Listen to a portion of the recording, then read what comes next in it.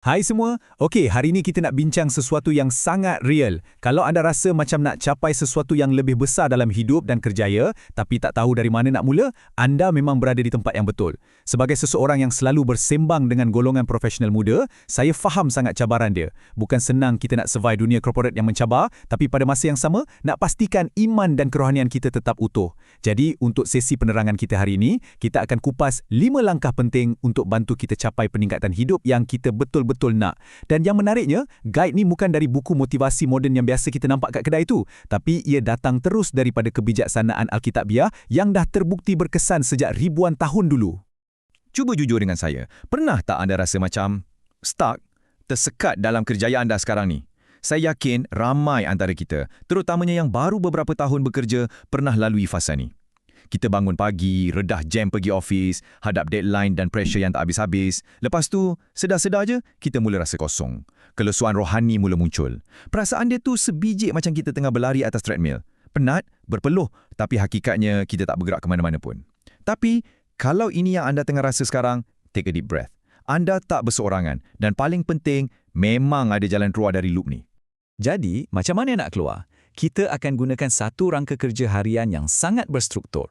Kita akan mulakan dengan konsep tahap kehidupan yang seterusnya. Lepas tu, kita masuk ke 5 langkah praktikal.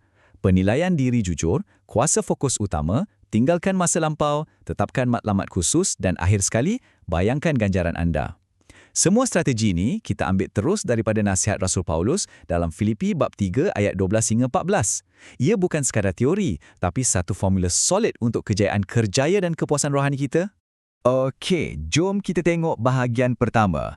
Tahap kehidupan yang seterusnya. Macam mana nak menuju ke tahap seterusnya? Konsep asas kat sini adalah tentang keseimbangan. Macam mana kita boleh level up dalam hidup dan kerjaya tanpa biarkan iman kita tergelincir dan tanpa biarkan diri kita burnout. Tapi nak capai tahap ni, angan-angan je tak cukup kan? Ia perlukan tindakan. Berdasarkan Filipi 3 tu tadi, ada 5 langkah yang memang wajib kita ambil kalau kita betul-betul nak tengok perubahan. Anggap je 5 langkah ni sebagai tabiat harian baru yang akan mengubah hidup anda. Kita masuk langkah 1, penilaian diri jujur. Ini semua tentang membina anggapan yang betul. Benda ni macam sesi performance review kat office tu, tapi yang ni lebih mendalam sebab ia antara anda dengan diri sendiri dan juga Tuhan. Pertama sekali, kita kena betulkan mindset. Paulus sendiri ada sebut, tidak menganggap bahawa aku telah menangkapnya. Ini sangat penting. Pertumbuhan kita, tak kiralah dari segi kerjaya ataupun rohani, sentiasa bermula dengan rasa rendah diri. Kita kena berani mengaku yang kita ni belum sampai lagi kat garisan penamat tu. Yelah, kalau kita rasa kita dah tahu semua benda, dah cukup hebat, automatik kita akan berhenti belajar, kan? Jadi, cuba buat macam ni. Bandingkan keadaan anda sekarang, kedudukan ke office atau dalam pelayanan gereja, dengan realiti apa yang anda belum dapat, capai atau jadi. Tujuan dia bukan untuk buat anda down atau rasa gagal, langsung tak.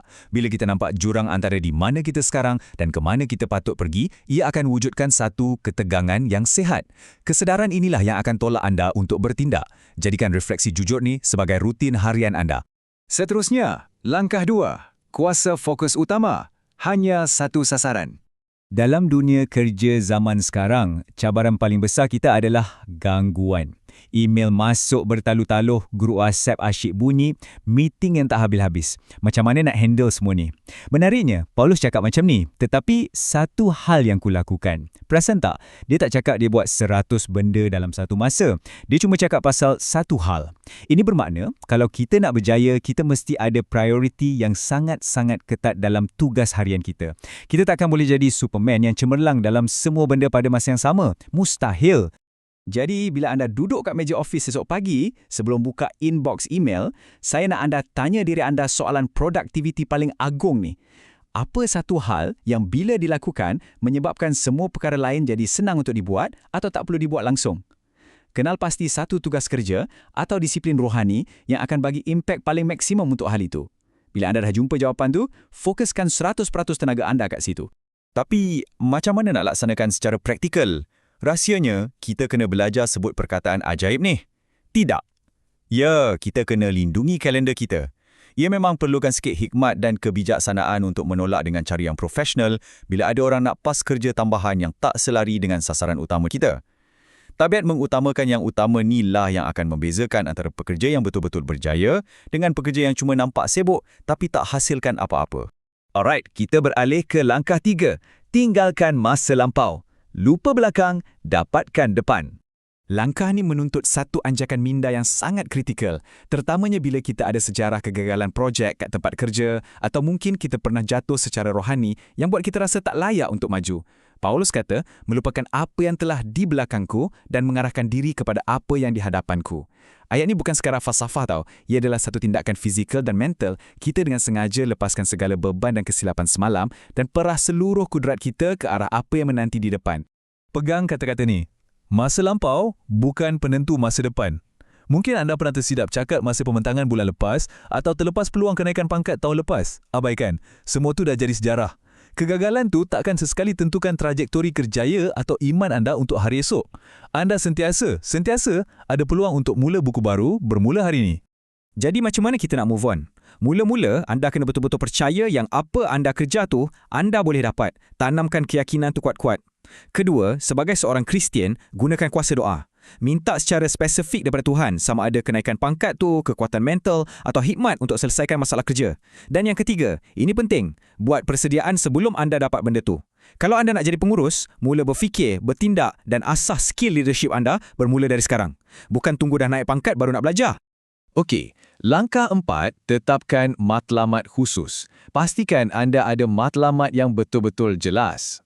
Kita dipanggil untuk berlari-lari kepada tujuan. Dekat sinilah kita ambil segala impian kerjaya dan rohani kita tu dan tukar jadi realiti yang kita boleh laksanakan. Perkataan berlari-lari kat sini bawa maksud yang aktif. Ia bukan berjalan santai. Ia perlukan momentum yang laju.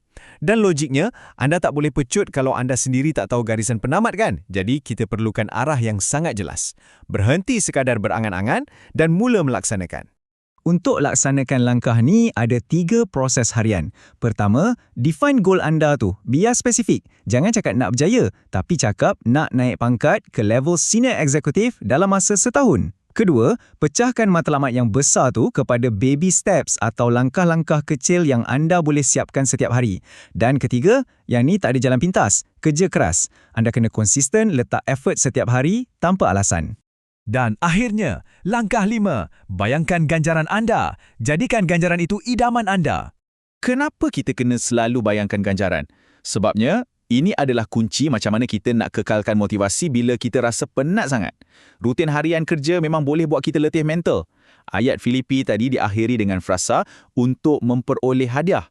Paulus nak ingatkan kita, segala penat lelah kita ke office, disiplin kita tolak godaan untuk mengalah, bangun awal pagi untuk berdoa, semua ni tak sia-sia. Ia menuju kepada ganjaran ilahi dan juga kepuasan peribadi kita. Ada hadiah besar tengah tunggu kita kat ujung jalan tu. Saya nak anda betul-betul fikirkan soalan ni. Apa agaknya perasaan anda atau apa yang anda akan alami bila matlamat tu dah tercapai?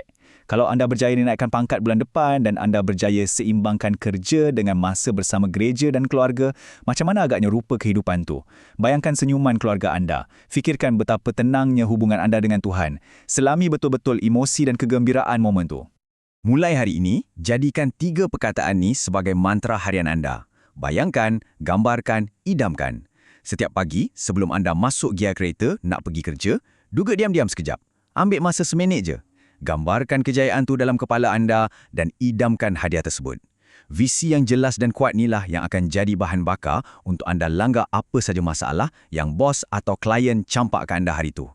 Jadi, sebelum kita tamatkan sesi penerangan ni, saya nak tinggalkan anda dengan satu persoalan yang besar. Apakah rupa ganjaran peribadi anda? Ambil masa sikit hari ini untuk betul-betul define apa hadiah yang anda nak kejar. Lepas tu, daripada 5 langkah yang kita bincang tadi, pilih sekurang-kurangnya 1 dan jadikan tabiat harian anda bermula esok pagi.